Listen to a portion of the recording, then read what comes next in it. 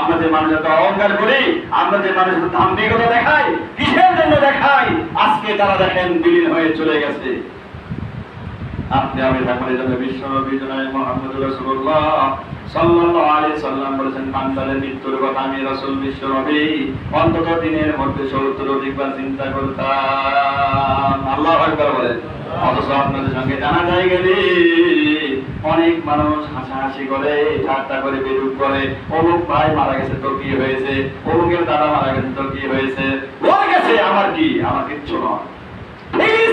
ফিলিস্তিনে মারা গেছে, ওই ইসরায়েল হামলা করেছে, ওখানে গাজাবাসী মারা গেছে, আমার কি? এটার হিসাব আপনাকে দিতে হবে। এক মুসলমান বাংলাদেশে, এখানে আপনি মুসলমান, অন্য মুসলমান যদি বলা হয় আইনা স্বরূপ, এখানে যদি বলা হয় আপনার জন্য মুসলমান, এক মুসলমানের ভাই ভাই, তাহলে ফিলিস্তিন যখন মার খেয়েছে, ওখানে যখন তাদের কান্না এসেছে, আপনারও এমন ভাবে কান্না আসা উচিত ছিল। আর যদি এই উচিত না হয়, আর এই কষ্ট যদি আপনি না পান, আপনার মধ্যে ডাউট আছে যে আপনি কত মুসলমানের মধ্যে যে মুসলমান আপনি হতে পারেন।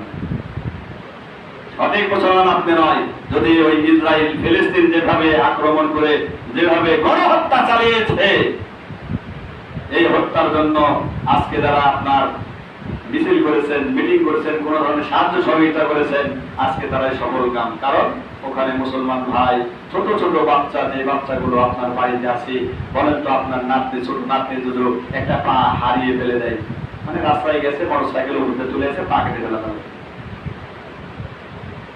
কতখানি কষ্ট পাচ্ছে।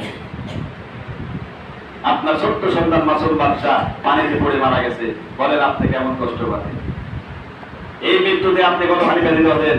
আর যে জায়গায় ইসরায়েল বাহিনী এইভাবে গণহত্যা করছে, অথচ আমাদের কোনো কিছু নাই। আমরা যদি হেঁটেও যাই, যে জায়গাগুলোতে বসবাস করে আপনার গাজাবাসী, ফিলিস্তিনবাসী, অথচ যেই দলগুলো ইসরায়েল গোলাঙ্গার সন্তানেরা আক্রমণ করছে মাত্র 98